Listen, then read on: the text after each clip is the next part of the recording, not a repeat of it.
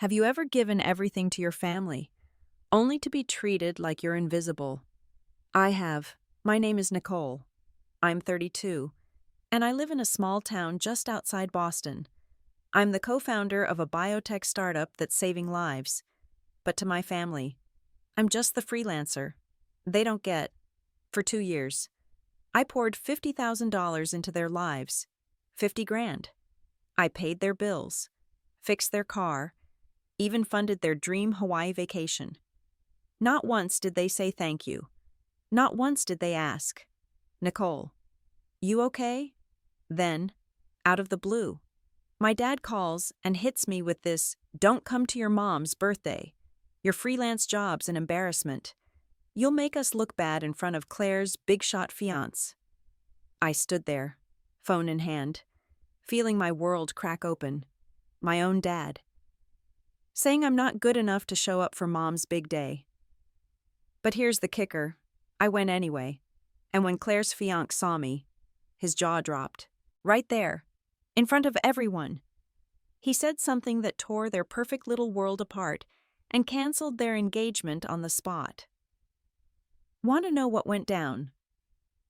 Stick around. This story will make you rethink family, loyalty, and what it means to stand up for your worth.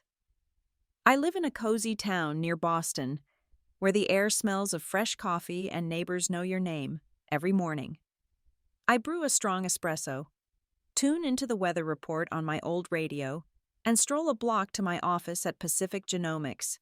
It's a biotech startup I co-founded with 3 college friends, building healthcare solutions that change lives. Impressive, right? But to my family, I'm just Nicole, the odd younger sister with a freelance job. They can't be bothered to understand. I'm 32. I keep it simple. No flashy makeup. Always buried in my laptop or running to meetings. I'm sharp, driven, but deep down, I've always wanted one thing. I want my family to see me, to be proud of me. Just once. My older sister, Claire. She's 35 and the golden child. She's beautiful, charming, always stealing the spotlight. At Thanksgiving, Christmas, every family gathering, it's all about Claire. That dress is stunning. Claire, or a CFO fiancé. Wow, what a catch. She's the star in every photo, while I'm just a blur in the back, if anyone remembers me. It's a half-hearted, "Oh, Nicole." She does some freelance stuff. I think, like I'm a post-it note they forgot to read. I used to believe if I worked hard enough, stayed quiet, carried the weight, maybe mom and dad would look at me the way they look at Claire. I was so wrong. For 2 years, I've been their personal bank. $50,000. You heard that right. I paid their electric bills, water, internet, even fixed dad's beat-up Chevy when it died. I covered mom's kitchen remodel, new cabinets and all. And don't even get me started on the Hawaii vacation they took last summer. All on my dime. 50 grand. And not a single thank you. They'd just say, "Claire's struggling with her new job. So if you can help, Nicole." That'd be great. Like it was my job. Like I owed them for existing. Claire. She didn't chip in a penny. Not one. But she's their pride and joy. Always Claire this, Claire that. While I'm just the cash machine they call when the bills stack up, I worked my tail off to get here. Top grades in college. Sleepless nights building a company from nothing. Pitching to investors who smirked at a young woman in charge. But to my family, none of it counts. They think I'm some flaky freelancer, scraping by on random gigs. Nothing worth bragging about. Claire's got a real life. A fiancé. A future. Mom said at a family barbecue once, while I stood there, clutching a plate of potato salad, feeling like a ghost, I kept trying, kept hoping if I paid one more bill, fixed one more mess, they'd see me. They'd say, "Nicole, we're proud of you," but every time, it was the same. Claire got the applause, and I got the silence. When people ask about my family, I force a smile and say, We don't talk much. It's not that I'm hiding anything, there's just nothing left to say. 2 years of silence. No calls, no texts, no birthday cards, just a deadline nobody cares to reconnect. I used to think family was the one place you could always come home to, no matter what. But on my mom's birthday, that belief broke into 1,000 pieces. And what happened next? It changed everything. It was late March, and I'd just closed a major funding round with a New York investment firm. My team at Pacific Genomics was buzzing, and for the first time in months, I felt like I could breathe. I planned to take 3 days off to head home and help with Mom's birthday, like I always did. Nothing fancy. Just setting up tables, maybe picking up a cake. It's what I do. Quietly making things work. I called Dad to check in, my voice bright with excitement. "Hey, Dad. I'm coming home early to help with Mom's party. Anything you need me to grab or prep?" There was a long pause. Then his voice came through. Not angry, but cold as ice. "Nicole, don't come this year." I froze, my fingers tightening around the phone. I thought maybe he was worried I was too busy. "It's okay. Dad, I've cleared my schedule. I really want to be there for Mom." His tone sharpened, each word like a blade. "Claire's bringing her fiancé. Liam has a CFO. Big deal at his company. Your freelance work. It's hard to explain. You'll just make things awkward. Maybe even embarrass your mom in front of him." My chest tightened, a cold sting crawling down my spine. I gripped the phone harder, my voice barely steady. "Are you saying I'm an embarrassment to the family?" He didn't back down. He doubled down. "If you show up, don't call me your father anymore." Then he hung up. No hesitation. No second thoughts. The line went dead, and my apartment fell into an eerie quiet. My espresso cup sat cold on the counter. I stared into the empty air, feeling like someone had punched a hole through my heart. I sank into my armchair by the window, the early spring sunlight filtering through the curtains, too weak to warm the chill inside me. His words echoed, sharp and final. "Don't call me your father." I looked at my hands, trembling not from anger but from something deeper. A breaking point, I'd always thought. Even if I wasn't loved like Claire, I was still their daughter. Turns out, I wasn't, not in their eyes. I stood up, walked to my desk, and opened my laptop. I pulled up my banking app, the one I'd used for years to keep my family afloat. $50,000 over 2 years. That's what I'd sent them. Electric bills, water, internet, cable. I paid for Dad's Chevy repairs, Mom's kitchen remodel, even that Hawaii trip they raved about on Facebook. 50 grand, month after month. No questions asked. No delays. They never asked if I could afford it. They just said, "Claire's struggling, Nicole, if you can help. That'd be great." And I did. Like it was my job to hold them together. I scrolled through the transaction history. The numbers stared back at me. $2,500 a month. Sometimes more when Mom called about a broken fridge, or Dad needed new tires. My heart sank. Not because I regretted the money, but because even after all that, I was still the embarrassment. The freelancer who didn't fit their perfect picture. I hovered over each auto payment. Electric, click, water, click, internet, click. Notifications popped up. Calm and final. Payment canceled successfully. No alarms, no warnings, just silence. The same silence I'd always gotten from them. That night, I couldn't sleep. Not because I was mad, but because I kept replaying Dad's words. The way he dismissed me like I was nothing. I thought about Claire's fiancé, this CFO I'd never met, and how my entire family was ready to shove me aside just to impress him. It'd been compared to Claire my whole life. But this was different. This was rejection, public and raw.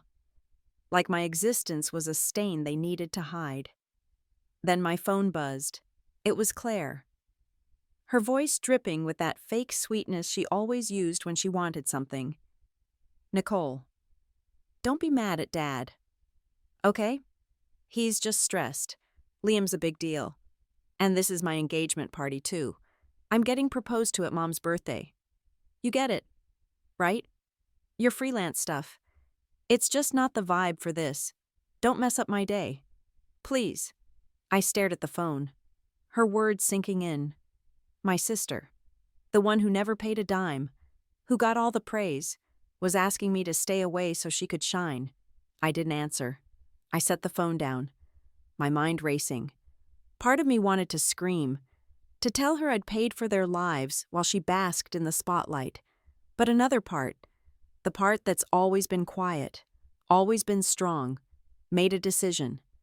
I wasn't going to stay away. I was going to show up, not to cause a scene, not to ruin her precious day, but to see it with my own eyes, to see how they'd treat me when I wasn't just a check in the mail. I walked to my closet and pulled out a small wooden box, one I hadn't opened in years. Inside was a drawing I'd made as a kid, a colorful sketch of our family under a big oak tree, all of us smiling. I'd given it to Mom for her birthday when I was 10, and Shed cried, hugged me, said it was perfect. I thought maybe, just maybe, bringing it back would remind them who I was. Not the freelancer, not the embarrassment, but their daughter. I packed the drawing carefully, my hands steady now. The next day, I booked my flight home. I wasn't angry anymore. I was calm, resolved. I'd spent years trying to be enough for them, paying their bills, fixing their problems, hoping for a scrap of love.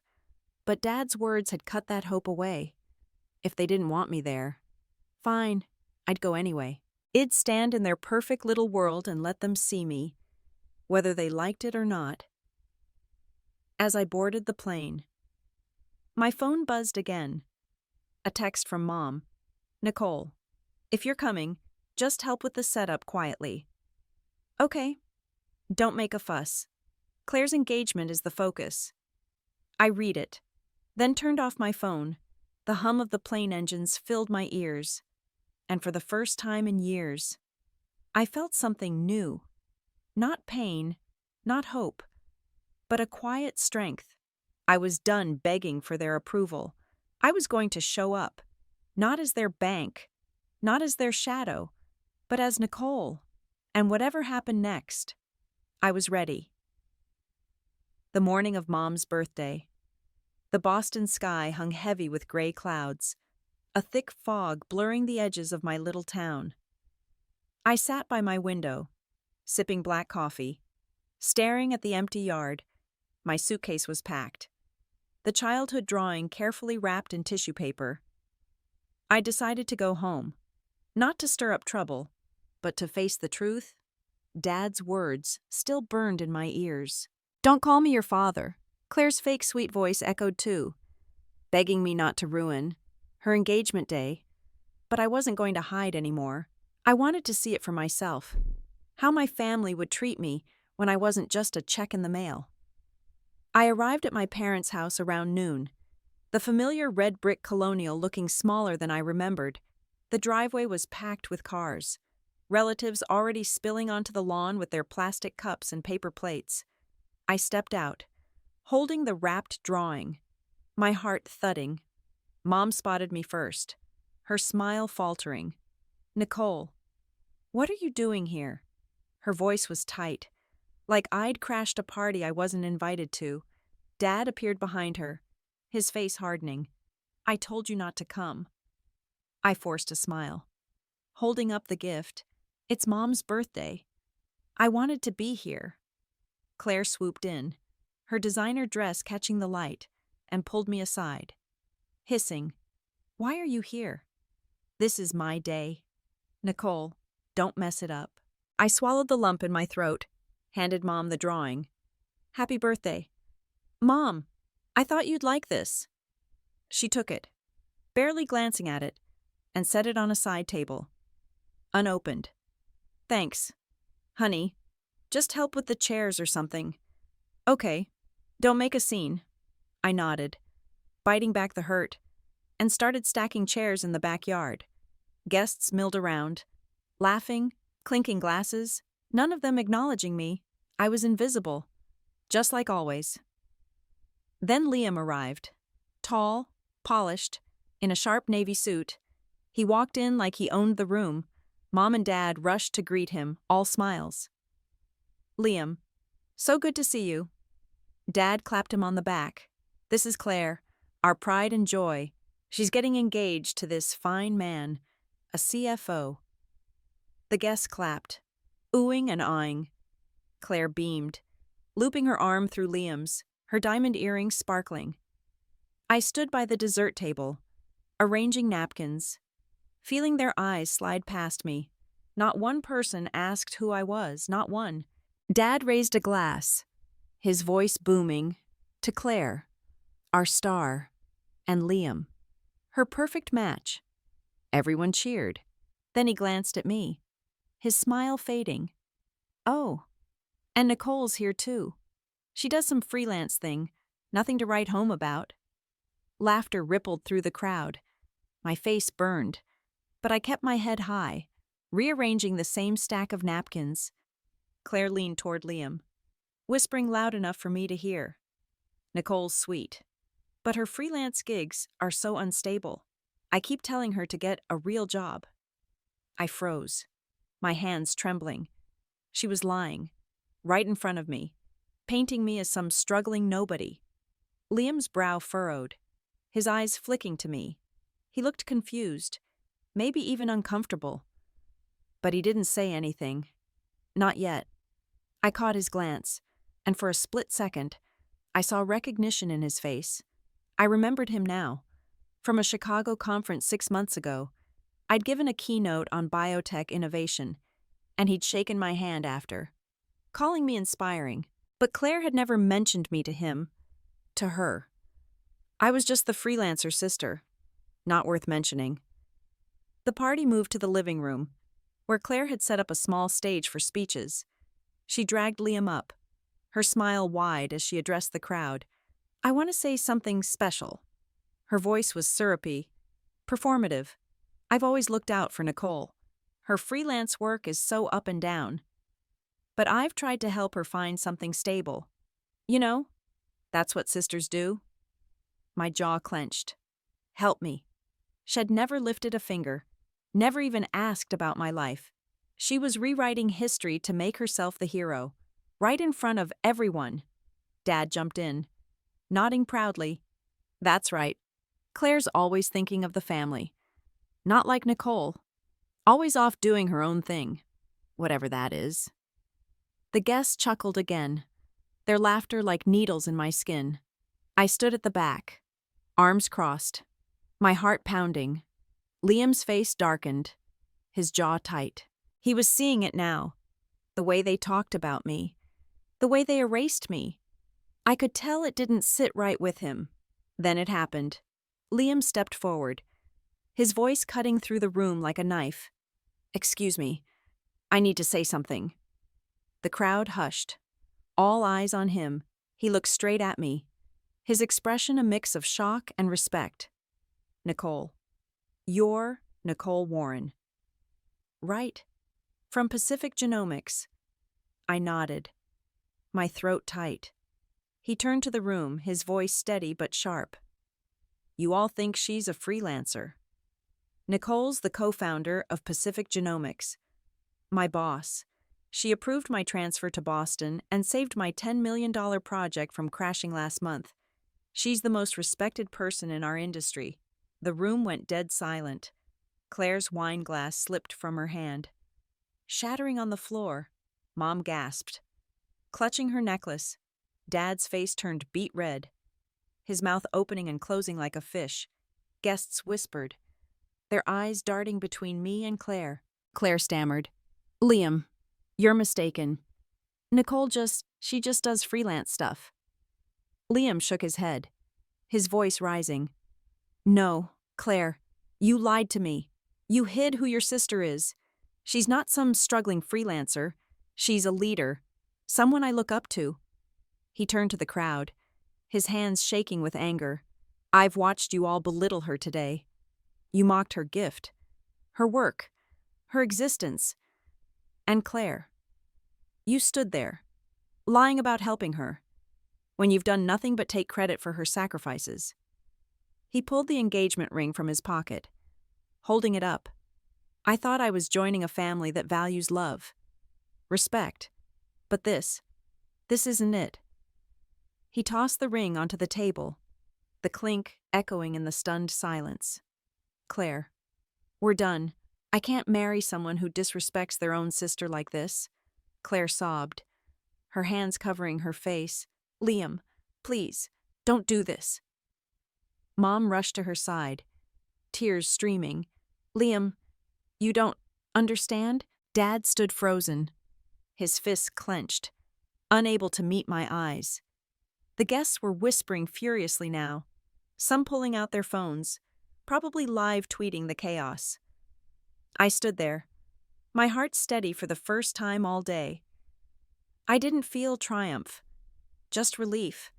I hadn't said a word, hadn't needed to. The truth had spoken for itself, loud and clear. Aunt Sharon, the only relative who ever checked in on me, pushed through the crowd. Her eyes were red, her voice soft. Nicole, I'm so sorry. I didn't know they treated you like this.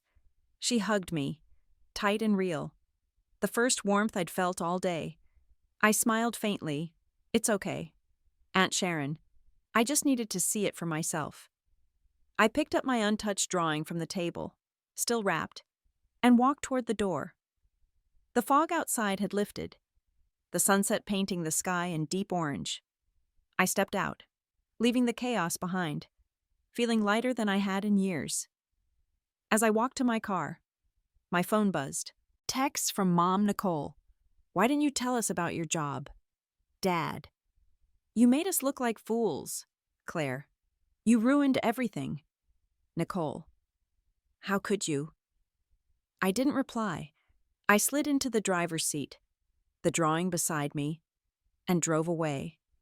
The truth had torn their perfect facade apart, and I didn't need to lift a finger.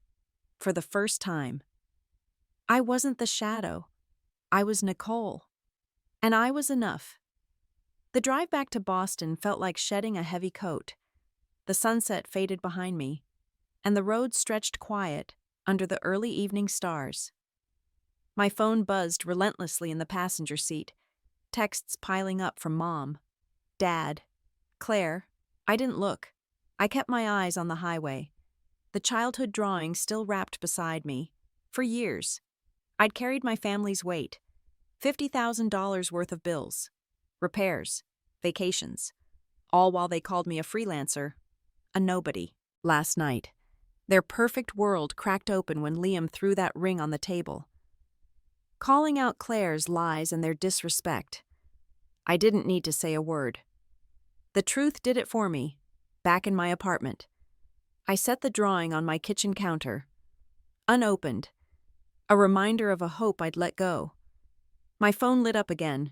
Claire's first message was a wall of text. Her words a mix of panic and blame. Nicole, how could you do this? You knew Liam would react like that. You ruined my engagement. Mom's been crying all night. And I'm a mess. Talk to him. Please. Tell him it was a misunderstanding. I read it, my face blank. A misunderstanding. Shed lied to everyone. Said she helped.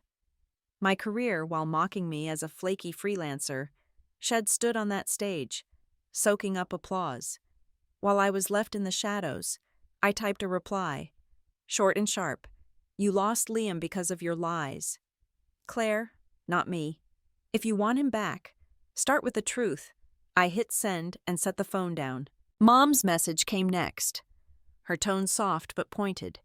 Nicole, I know things got heated, but why didn't you tell us you were such a big deal at your company? If you just said something, none of this would have happened. Can you fix the bills? The power's out, and we're struggling. I stared at the screen, my coffee going cold. Fix the bills. Not a word about how they treated me. Not a sorry for Dad's words or their laughter at my gift. Just another request. Like I was their personal ATM, Dad's text was colder. You made us look like idiots in front of everyone.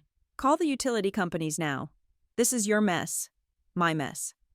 I'd paid their way for 2 years. 50 grand. Without a single thank you. I didn't reply. I was done cleaning up after them. The next morning, I was back at Pacific Genomics, sunlight streaming through the glass panels of my office. Reports waited on my desk. Meetings loomed, but I felt lighter, like I'd finally cut a rope that'd been pulling me down. My phone buzzed again, this time a voicemail from Claire. Her voice cracked. Desperate. Nicole, please talk to Liam. He's not answering me. You're his boss. You have pull. Just tell him I didn't mean to lie. I can't lose him. I listened, then deleted it. For years, I'd waited for Claire to check on me, to ask how I was holding up under the weight of their bills, their expectations. She never did. Now, when her world fell apart, she turned to me, not to apologize, but to fix it. I wasn't her fixer anymore. A week later, my parents showed up at my apartment unannounced. I opened the door, and there they were. Mom clutching a small bag. Dad's, arms crossed. His face less stern than usual, but still hard. Hi, honey.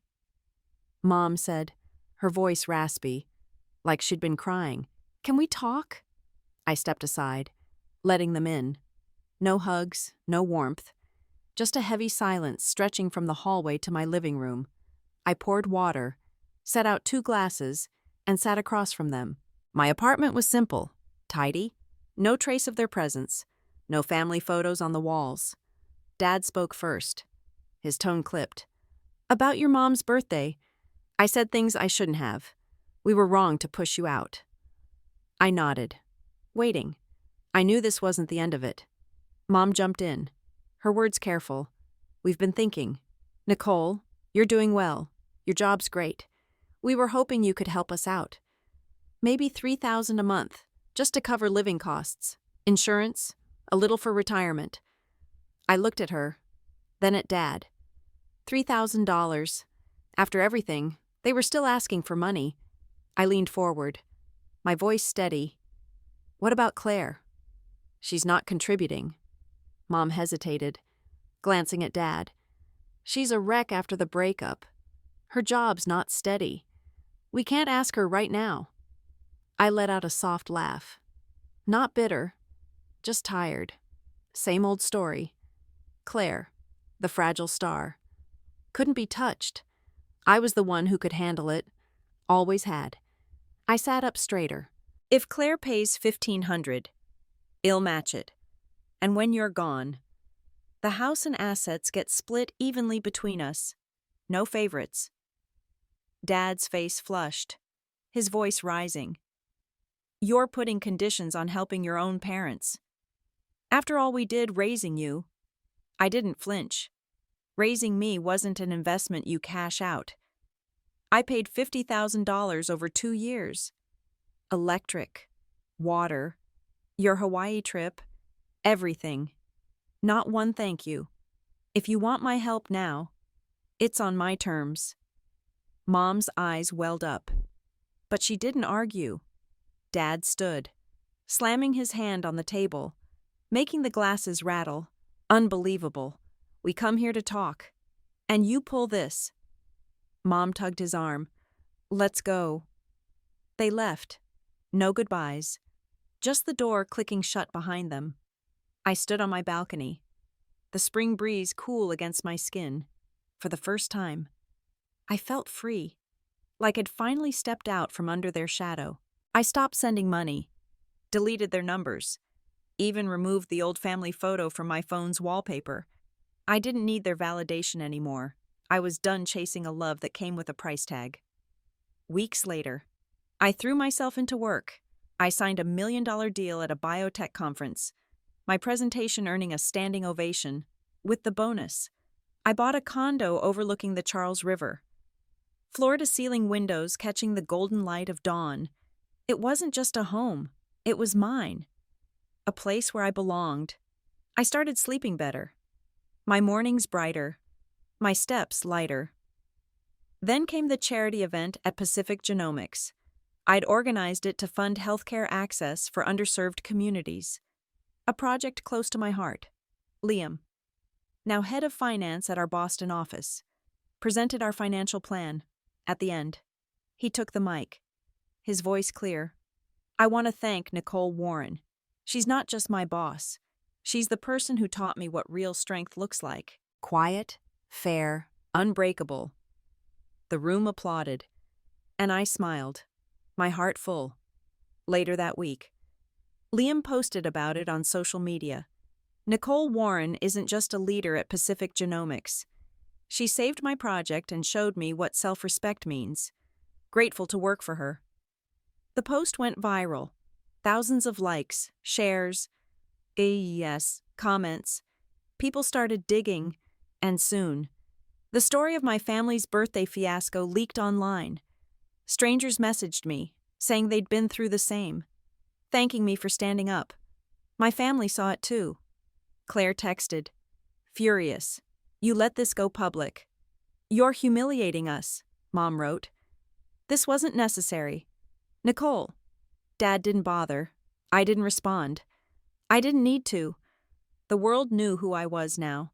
Not as a freelancer, not as a shadow, but as Nicole Warren, co-founder, leader, someone who chose herself. I sat in my new condo, the river sparkling outside, and felt something I hadn't in years: peace.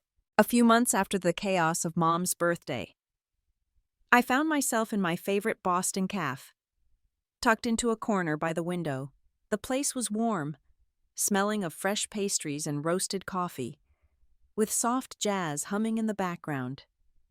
Outside, the Charles River glimmered under the late afternoon sun, and the city buzzed with life. I sipped a hot latte, my eyes catching a wooden sign on the wall. Home is not always a place. Sometimes it's a choice. I smiled, the words sinking deep.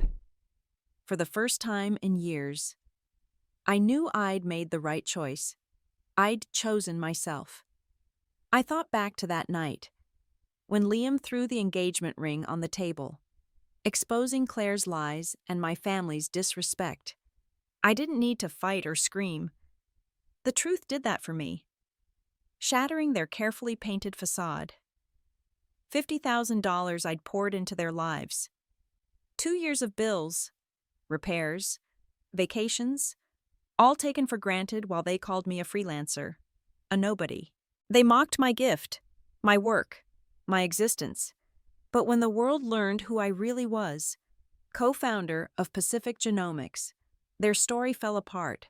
Claire's desperate texts, Mom's half-hearted pleas, Dad's angry demands, none of it could change what happened. I'd walked away, not with anger, but with peace. I learned something through all this. Family isn't about giving until you're empty, hoping for scraps of love. It's about respect, mutual and real, for years. I thought if I paid one more bill, fixed one more problem, they'd see me. But love can't be bought, and it shouldn't come with a price tag. I set boundaries, not to hurt them, but to protect myself. I stopped being their bank, their shadow, their fallback plan. I chose to live for me, and that's not selfish, it's strength. Some might say I was too harsh, cutting them off, setting terms, letting Liam's viral post expose their mess. But here's my take. You only live fully when you know your worth. I spent too long believing I had to earn their love, that my value lay in what I could give. Now, I know better. Real family sees you as a person, not a wallet or a fix for their problems. I don't regret standing up for myself. I regret it took so long to realize I deserved more. I looked around the cafe, at the barista chatting with a regular, the couple laughing over muffins, the student typing furiously on her laptop. Life moves on, and so have I. My condo by the river is my home now, filled with light and quiet joy. Pacific Genomics is thriving, and I'm building something that matters. I'm not the freelancer anymore. I'm Nicole Warren, and am enough. What about you? Have you ever felt invisible in your own family, giving everything but getting nothing back? Maybe you faced that moment, choosing between duty and your own heart. What did you do? Share your story in the comments. I want to hear it. Was I right to walk away, to choose myself? Or do you think I should have tried harder to fix things? Your voice matters. And who knows? Your story might be the spark someone needs to find their own strength. Don't forget to follow for more stories like this. Ones that dig deep, that make you think, that remind you you're not alone. Because sometimes, the hardest choice, standing up for your worth, is the first step to real peace. Thanks for listening. I'll see you in the next one.